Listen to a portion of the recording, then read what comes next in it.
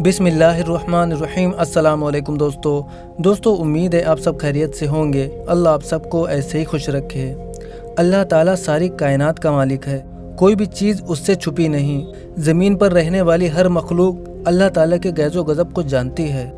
भारत में पेश आने वाले एक वाक़ये ने पूरी दुनिया को हिला कर रख दिया। जब एक पंडित की बीवी कुरान पाक पढ़ती रही तो उसके साथ क्या मौजज़ा पेश आया। जब हिंदू पंडित को इस बात का इल्म हुआ तो उसने बीवी के साथ क्या किया, ये तमाम चीज़ें आप आज की इस वीडियो में देखेंगे। ये वीडियो इस बात की गवाही देती है कि अल्लाह ताला चाहे तो फ़िरौन के घर में भी मूसा को पाल सकता है। अगर वो चाहे तो आज़र के घर में इब्राहिम पैदा होकर बुतों को तोड़ सकता है। अगर उसकी रहमत ना हो तो नूह की बीवी भी काफिर हो सकती है। अगर अल्लाह चाहे तो हिंदू पंडित के घर में कुरान की हिफाजत के लिए उसकी बीवी को भी मुसलमान कर सकता है।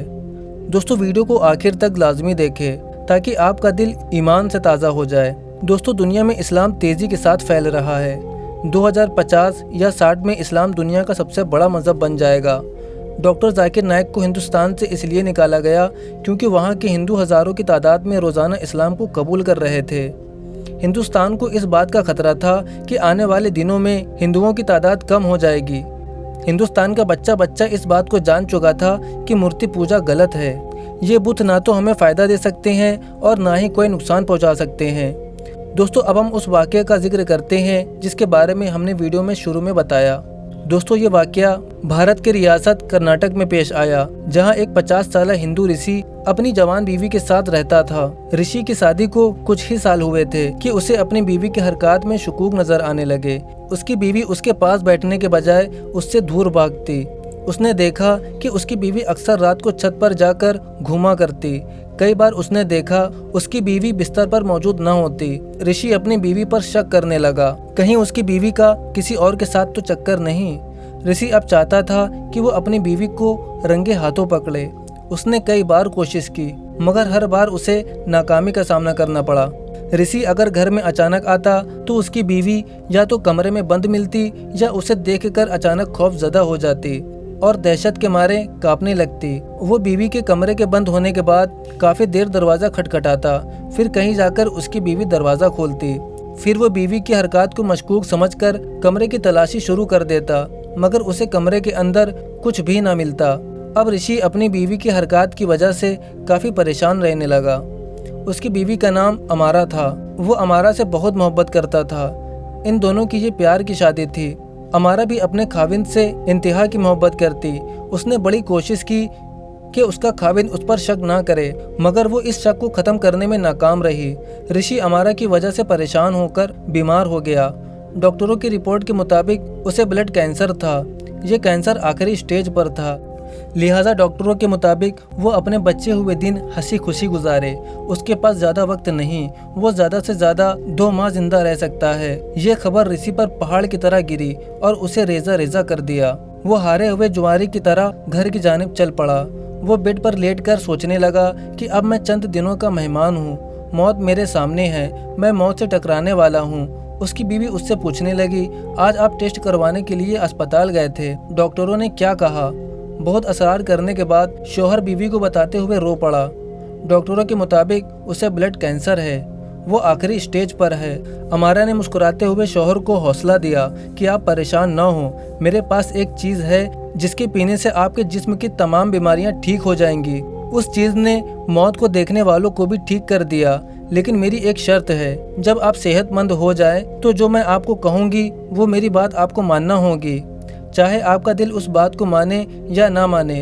अमारा का खाविंद हैरान और परेशान हुआ। मेरी बीवी मुझे मुस्कुराते हुए ठीक होने की गारंटी दे रही है, जबकि डॉक्टरों के मुताबिक 2 माह के बाद मेरी मौत पक्की है। वो सोचने लगा कि मेरी बीमारी का इलाज डॉक्टरों के पास नहीं, जबकि जिस बीवी पर मुझे जरा भी भरोसा नहीं उसके हाथों में कौन सा जिन का चिराग है। ऋषि ने ना चाहते हुए भी बीवी से वादा कर लिया। बीवी दूसरे कमरे में गई। वापसी में उसके हाथ में पानी का एक जग था। उसने शौहर को नसीहत करते हुए कहा, आपको जब भी प्यास लगे तो यही पानी पीना। ऋषि ने बीवी की नसीहत पर अमल करते हुए वही पानी पीना शुरू कर दिया। जबकि अमारा जग में पानी खत्म होने से पहले ही उसमें ताज़ा पानी डाल देती। उसे पूरा यकीन था कि मेरा खाविन इस बीमारी को हराकर सेहतमंद हो जाएगा। लोग कैंसर का नाम सुनकर गमज़दा हो जाते हैं, मगर उसको इस बात की ज़रा भी फिक्र ना थी। जबकि उसका शौहर अभी भी परेशान था। वो चंद दिनों का मेहमान था। अभी हफ्ता ही गुजरा था कि ऋषि को अपने जिस्म में नुमायां तब्दीलियां महसूस होने लगी। उसके कमज़ोर जिस्म में एक नई ताकत उभरने लगी। चुनांचे अपने टेस्ट करवाने के लिए वो हॉस्पिटल गया तो रिपोर्ट देखकर डॉक्टर भी हैरान हो गए कि ब्लड कैंसर का नामो निशान बाकी नहीं। डॉक्टर की ये बात सुनकर उसे बहुत हैरानी हुई। फिर वो इस रिपोर्ट को लेकर किसी दूसरे डॉक्टर के पास गया, मगर उसने भी यही बताया कि आपको तो कभी कैंसर हुआ ही नहीं। वो खुशी से भागता हुआ घर आया। बीवी को कहने लगा, आपके पानी ने तो कमाल कर दिया। मेरे जिस्म से ब्लड कैंसर ऐसे खत्म हुआ जैसे कभी इसका नामो निशान ही नहीं था। दूसरे दिन अमारा ने अपने खाविन से किया हुआ वादा याद दिलाया। ऋषि कहने लगा, अमारा वो वादा क्या है? आज तुम जो भी मांगोगी मैं तुम्हें देने के लिए तैयार हूँ। अमारा ने डरते हुए ऋषि को कहा, मैं चाहती हूँ कि तुम मुसलमान हो जाओ। अमारा ने जैसे ही ये बात कही, ऋषि को ऐसा महसूस हुआ जैसे उसे बिजली का झटका लगा हो। वो चीख कर कहने लगा, ये बात तुम्हारे जहन में आई भी कैसे? साथ ही एक थप्पड़ उसके मुंह पर रशीद कर दिया। उसने अमारा को एक तरफ को धक्का दिया और जाकर कमरे का दरवाज़ा बंद कर लिया। कुछ देर के बाद उसे अपनी बीवी की मोहब्बत का एहसास हुआ। कमरे से बाहर आकर उसने तहम्मुल के साथ अपनी बीवी से पूछा, क्या तुम मुसलमान हो चुकी हो? उसने कहा, हाँ मैं मुसलमान हो चुकी हूँ। अमारा ने रोते हुए कहा, तुम्हें अपना वादा पूरा करना चाहिए, फिर मैं आपको सारी तफसील बताऊंगी। ऋषि ने कहा, ठीक है, मैं मुसलमान होने को तैयार हूँ। फिर ऋषि ने गुस्ल करके कलमा पढ़ा और मुसलमान हो गया। फिर अमारा बताने लगी कि हमारे घर के करीब एक मुसलमान घराना था। उसकी छोटी छोटी बेटियां मेरी दोस्त थी। वो मुझे दीन की बातें बताती। मैंने उनसे कुरान मजीद पढ़ा, कुरान मजीद की शान और अजमत सुनी।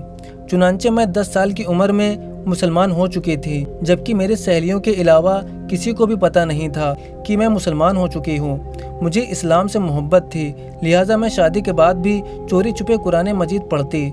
मुझे पता है इस वजह से आप मुझ पर शक करते हैं। मैं हमेशा आपको बताते हुए डरती रही। फिर जब आप बीमार हुए, दवाइयों ने काम करना छोड़ दिया, मुझे यकीन था कि आप कुरान पाक की सूरह रहमान की वजह से ठीक हो जाएंगे। मैंने फिर सूरत रहमान की तिलावत करके पानी दम करके आपको पिलाती रही। अल्हम्दुलिल्लाह, जिसकी वजह से आप ठीक हो गए।